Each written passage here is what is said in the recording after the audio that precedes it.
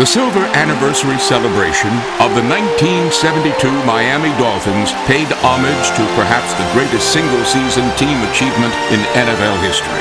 I think the best way to think about the perfect season is to understand the fact that nobody's ever done it before and nobody's done it since then. And there have been a lot of good teams in this National Football League before the perfect season and since the perfect season. And so I'm very, very proud of that accomplishment. Yet, ironically, the most enduring image from Miami's perfect season was this paragon of imperfection by Garo Yepremian. The kick is blocked, rolling loose on the field. It is picked up by Garo. He tries to throw a pass, deflected in the air, grabbed by Bass. He's going to score.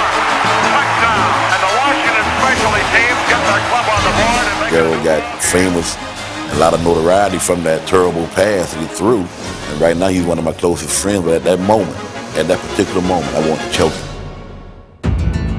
The 72 Dolphins have had to overcome more than just that infamous blooper. Even with their 17-0 record, Miami is seldom ranked among the top NFL teams of all time. They've spent a quarter century trying to convince historians of their greatness, with only mixed results. The harshest blow came in 1989, when a computer-based series of imaginary games spit out results that infuriated all of the Dolphins. We've got a computer idea. We're going to play the Dolphins against the Steelers. And then the Steelers win. But they had lost. But they win against a team that never lost. Shaw spins, gives to Harris at the ball. He's out! The Steelers defeat the Miami Dolphins to win the Dream Bowl. When the teams are talked about, the truly great teams in pro football, you hear the Packers of the 60s first, if not the Steelers of the mid-70s to late 70s. Maybe the Chicago Bears of another era, and maybe as a side like the Miami Dolphins. So I guess we are the kind of Rodney Dangerfield of the great Super Bowl champions. You know, I look back at our team and wonder at times why we didn't receive that credit. Yeah, I've been asked why. I've got a lot of thoughts on it. We were down here in Miami, a long way from the media centers of the United States, and I don't think we got a lot of play outside of this local area. You know, they had a perfect record, and they darn near played the game perfectly. I mean, they didn't dominate. They didn't physically, you know, like some, having that big strong, you know, they hit you, boom, Miami didn't do that. That they just did everything right. Rather than beat up their opponents, the defense built by assistant coach Bill Arnsparger was more technically proficient. Strategic perfection without excessive violence. Everybody adjusted correctly. No one was in the wrong place at the wrong time.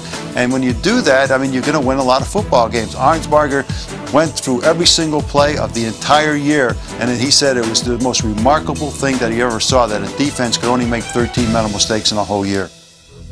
Such machine-like precision extended to a ground-oriented offense that completed, on average, only 10 passes per game. The offense was not a flashy, big play type of offense. In fact, the offense was more of a type of offense that controlled the ball, kept the other team's offense off the field, and really protected our defense. It was monotonous, it was boring, we just ran right through everybody and just marched down the field and scored. But it worked.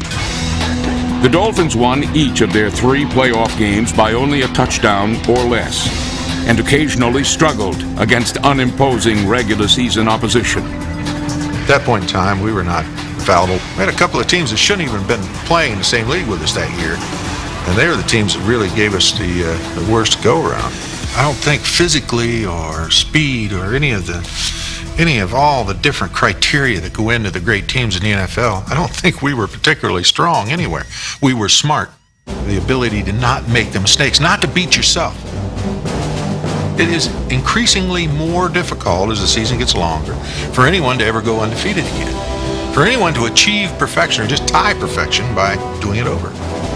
And I think it's kind of lost as an objective because it's so remote. And there's only one team that ever comes up continuously. It's nice to be a ghost in the NFL's craw and come up every year. It's kind of fun. You know, I enjoy it. The Dolphins have won Super